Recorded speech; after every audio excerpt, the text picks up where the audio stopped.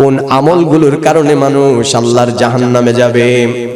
আল্লাহর হাবিব রাহমাতুল লিল আলামিন বলেন আল ফামু ওয়াল ফারাজ, আল ফামু ওয়াল ফারাজ। আমার সাহাবী শুনো, কিয়ামত পর্যন্ত যত ঈমানদার মুমিন মুসলমান আসবে সবাই শুনো, তোমার জবান এবং তোমার লজ্জাস্থান এই দুইটার কারণে মানুষ আল্লাহর জাহান্নামের মধ্যে বেশি যাবে। নাউযুবিল্লাহ।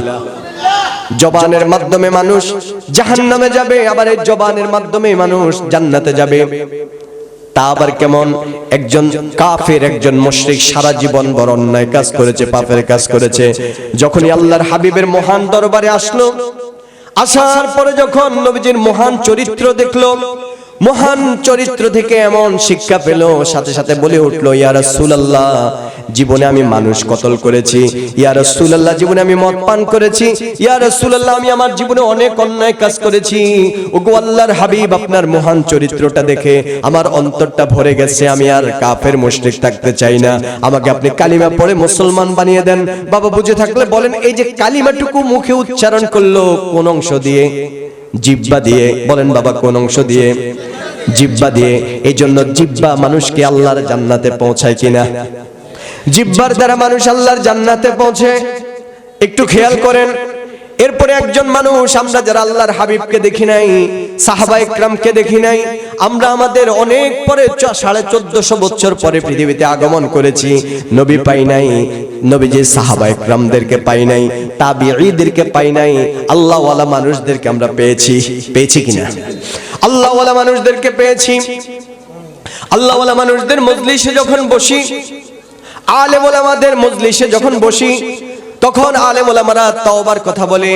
শয়তান আল্লাহর কাছে বলল, রব্বুল আলামিন, আপনার এই বান্দাদের কারণে, বনি আদমের কারণে আমি জান্নাত থেকে বিতাড়িত হয়েছি।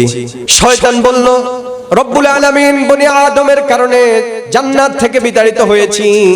এই বনি আদমের ডান দিক থেকে আমি ওয়াসওয়াসা দিব, এই বনি আদমের বাম দিক থেকে ওয়াসওয়াসা দিব, সামনের দিক থেকে ওয়াসওয়াসা দিব, পিছনের দিক থেকে ওয়াসওয়াসা দিব। কিন্তু দুইটা দিক বলে না, সেই দুইটা দিক হলো উপরের দিক আর নিচের দিক। আল্লাহ রাব্বুল আলামিন তার হাবিবের মাধ্যমে জানালেন।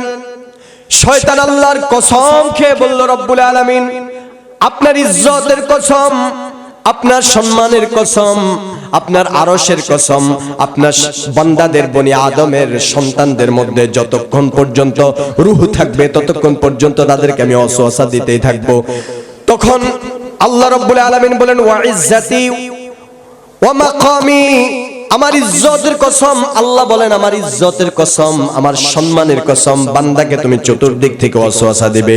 বান্দা যখন নিচের দিকে কোফালটা মাটিতে নিবে, নাকটা মাটিতে নিয়ে একটা সেজদা করবে, সেজদা করার পরে আমি আল্লাহকে যখন ইয়া রব বলে একবার আসমানের দিকে হাতটা উঠাবে, আমি আল্লাহ পাক রব্বুল আলামিন বান্দার ফিসিলা জীবনের তামাম গুনাহগুলো মাফ করে দেব।